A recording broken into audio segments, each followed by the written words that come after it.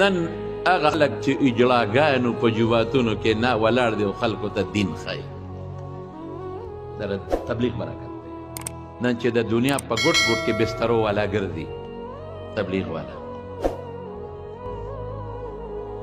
او د دنیا په ګوټ ګوټ کې نن کافر مسلمانېږي، او نن خلکو ګیرې پرېښودی، او نن خلکو تسبیح لاس کې راواغېشتې، او نن خلکو منځونه زده کړل، او نن د مستوراتو په جوماتونو کې خلکو پردې جوړې کړلې، او نن د افریقې نوالت په ځنګلاتو کې تبلیغ والا لګیا دي، په امریکا کې لګیا دي، په یورپ کې لګیا دي.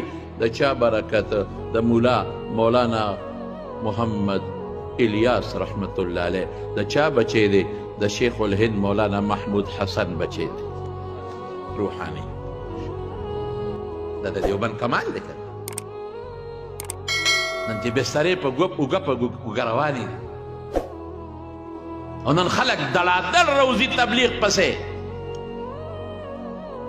او نن ځای په دې خلکو ګیرې پرېښودی، او نن نشیان نن هغه خلک چې اجلاګانو په جوماتونو کې نه ولاړ دي او خلکو ته دین ښایي. دا تبلیغ برکت دی. بد به نه وایه تبلیغ، دا تبلیغ برکت، دا د دیوبند برکت، دا د مولانا الیاس رحمت الله علیه برکت. داسې خلک داسې کورونو کې، ما صاحب په دارالعلوم نعمانیه کې موږ سره تقریبا کم و بیش 1000 طالبان به سږ کال د دورې حدیث فارغېږي، او په دارالعلوم حقانیه کې 1500 1400 دي که 1600 بل فارغېږي سږ کال الحمدلله. نو ما دلته کې طالبانو ته وې مې بچې تپوس ته نه کوم، مې تاسو به هغه کسان ما ته خلک وایي تبلیغ او تبلیغ واورئ، خلک وایي تبلیغ، ما وی هغه کسان لاس اوچت کړه چې د تبلیغ د برکت نه علم پسې راوتې دي. یا پلار تبلیغ له تللی دی، بچی یې رایستی دی، یا نیکه تللی دی، یا تره تللی دی، او بچی یې تبلیغ له رایستی دي. مې هغه لاس اوچت کړه، یاره تقریبا 85% هلکانو لاس اوچت کړه چې موږ د تبلیغ په برکت علم ته راوتې. دقسې په دارالعلوم حقانیه کې مې وویل 85% کسانو لاس اوچت کړه موږ د تبلیغ د برکت راوتې. د دین ټولې شیبې چې یو بل سره متفق وي که نه، نو دین به چلیږي. که مونږ یو پسې او بلبل پسې او بلبل پسې دین به ودرېږي. دا خو د دین شعبې دي. په ګاډي کې د ټایر خپل ځای دی، هغه شیسي هغه منداڼو چې مخکې رستو کوي څه ورته ګیر، د هغې خپل ځای دی، د انجن خپل ځای دی، هغه ټایرنګ د هغې خپل ځای دی.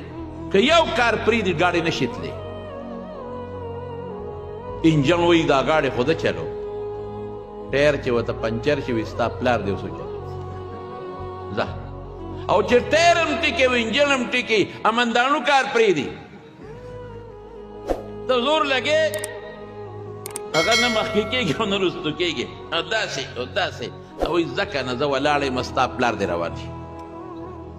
ګاډی به کله روانېږي؟ چې ټول د ګاډي پرزې یو بل سره په اتفاق شي، کله به روانېږي. دقه رنګې د دین ډېرې شعبې دي چې دا ټول یو بل سره په اتفاق د رسول الله مار دین به چلېږي. دا د تبلیغ برکت دی. ها نن چې دا خلکو ګیرې پرېښې دی او دا منځونه یې زده کړل او دا بوډاګانو منځونه زده کړل، دا د تبلیغ برکت دی. نن د افریقې په ځنګلونو کې هغه خلک چې کلمه نه ورځي، ورشه د هغې نه عالمان جوړ شوی، تبلیغ برکت دی. نن د امریکې په روډونو باندې تبلیغ دعوت چلیږي، نن د برطانیې په روډونو کې تبلیغ دعوت چلیږي. نن دنیا عیسایان او یهودیان حیران دي چې دا کم خلک دی، دا پټکو والا او دا ګیر والا دا دوی څه کوي. الحمدلله، ټول وایي الحمدلله. دا د چا برکت؟ د مولانا الیاس رحمت الله علیه. مولانا الیاس څوک دی؟ د شیخ الهند شاګرد دی. شیخ الهند څوک دی؟ د مولانا قاسم نانوتوي شاګرد.